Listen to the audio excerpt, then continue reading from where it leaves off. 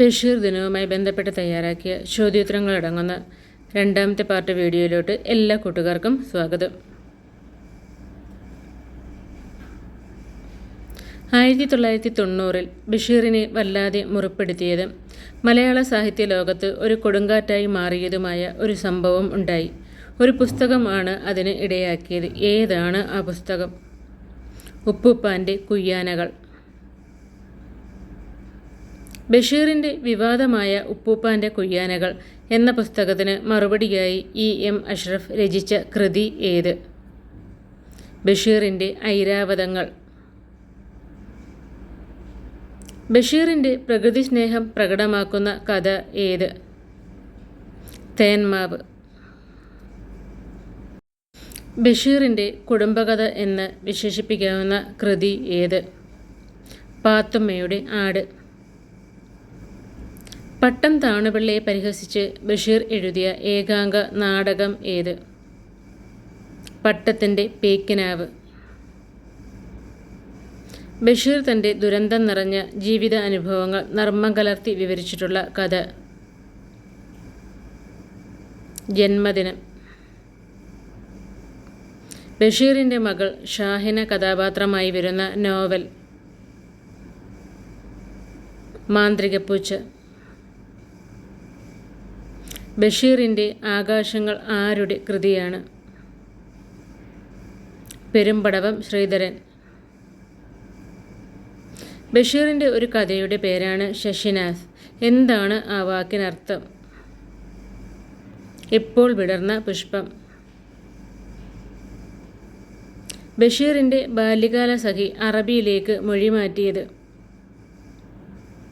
മലയാളിയായ സുഹൈൽ അബ്ദുൽ ഹക്കീം വാഫി.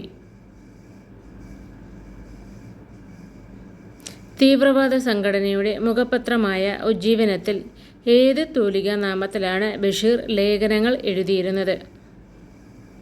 പ്രഭ. ബഷീറിൻ്റെ ജീവിതത്തിലും സാഹിത്യത്തിലും ഒഴിച്ചുകൂടാൻ കഴിയാത്ത ബന്ധം ഉണ്ടായിരുന്ന മരം ഏതാണ്?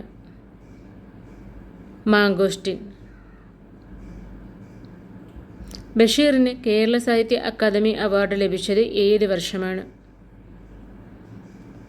1981. വൈക്കം മുഹമ്മദ് ബഷീർ എഴുത്തും ജീവിതവും ആരുടെ ഗ്രന്ഥമാണ്? എം അഷ്റഫ്.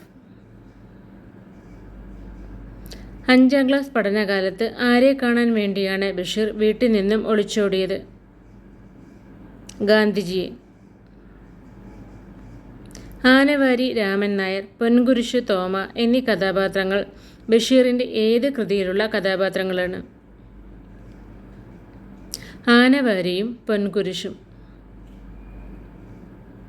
ബാല്യകാല സഖി, പാത്തുമ്മയുടെ ആട്, എൻ്റെ ഉപ്പുപ്പാക്കൊരാനയുണ്ടായിരുന്നു എന്നീ കൃതികൾ ഇംഗ്ലീഷിലേക്ക് വിവർത്തനം ചെയ്തത് ആരാണ്? റൊണാൾഡ് ആഷർ. സാഹിത്യ ലോകത്തു നിന്നും ഏറെ വിമർശനങ്ങൾക്ക് നേരിട്ട ബഷീറിൻ്റെ ഒരു കൃതി. ശബ്ദങ്ങൾ. സാഹിത്യത്തിലെ ആധുനികതയുടെ ശബ്ദം എന്നറിയപ്പെട്ട ബഷീർ കൃതി ഏത്? ശബ്ദങ്ങൾ. ബഷീറിന് ലിറ്റ് ബിരുദം നൽകിയ സർവകലാശാല ഏതാണ്? കോഴിക്കോട് സർവകലാശാല. വൈക്കം മുഹമ്മദ് ബഷീർ അന്തരിച്ചത് ഏത് വർഷമാണ്? 1994 ജൂലൈ 5. ബഷീറിൻ്റെ ജന്മശതാബ്ദി ആചരിച്ചത് ഏത് വർഷം? 2018. കെ സാനു ബഷീറിനെ വിശേഷിപ്പിച്ചത് എങ്ങനെയാണ്? ഏകാന്ത വീതിയിലെ അവധൂതൻ. ബഷീർ ദ മാൻ എന്ന ഡോക്യുമെൻ്ററിയുടെ സംവിധായകൻ ആര്? എ റഹ്മാൻ.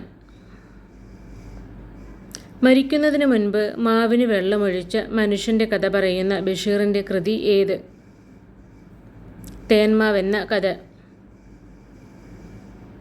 ഏത് സ്വാതന്ത്ര്യ സമര സേനാനിയെ തൂക്കിലേറ്റിയപ്പോഴാണ് ബഷീർ കോഴിക്കോട് ജയിലിൽ 3 ദിവസം നിരാഹാര സത്യാഗ്രഹം നടത്തിയത്? ഭഗത് സിംഗിനെ തൂക്കിലേറ്റിയപ്പോൾ. ചങ്ങമ്പുഴിയെ ഒരു ചിത്രകാരനായി സങ്കല്പിച്ച് ബഷീർ എഴുതിയ കഥ ഏതാണ്? ഒഴിഞ്ഞ വീട്. ബഷീർ നടത്തിയ ഒരു പ്രഭാഷണം ഗ്രന്ഥമായി പ്രസിദ്ധീകരിച്ചിട്ടുണ്ട്. ഏതാണ് ആ ഗ്രന്ഥം? ചെവിയോർക്കുക. ജയിൽ മോചിതനായ ശേഷം ബഷീർ എറണാകുളത്ത് സ്ഥാപിച്ച ബുക്ക് സ്റ്റാൾ ഏത്? Circle book stall. ബഷീറിനെ കുറിച്ച് കിളിരൂർ രാധാകൃഷ്ണൻ എഴുതിയ കൃതി? ഇമ്മിണി ബല്യൊരു ബഷീർ. കർത്താവിന് എന്തിനാണച്ചോ പൊന്നിൻ കുരിശ്. ബഷീറിൻ്റെ ഏത് കൃതിയിലാണ് ഈ വാചകം? ആനവാരിയും പൊൻകുരിശും. ബഷീർ ചായയും ഓർമ്മയും എന്ന പുസ്തകം രചിച്ച ബഷീറിൻ്റെ അപൂർവങ്ങളായ ചിത്രങ്ങൾ ക്യാമറയിൽ പകർത്തിയ ഒരു ഫോട്ടോഗ്രാഫർ ആണ്. ആരാണ് അദ്ദേഹം? പുനലൂർ രാജൻ. കോഴിക്കോട്ടെ നാടകവേദികളിൽ നിന്ന് ബഷീർ കണ്ടെടുത്തതാണ് ഈ നടനെ. അദ്ദേഹത്തിൻ്റെ ശരിയായ പേര് പത്മദളാക്ഷൻ എന്നാണ്. എന്നാൽ ബഷീർ തന്നെ ഇട്ട മറ്റൊരു പേരിലാണ് അദ്ദേഹം സിനിമാ രംഗത്ത് പ്രശസ്തനായത്. ഏതാണ് ആ പേര്? കുതിരവട്ടം പപ്പു.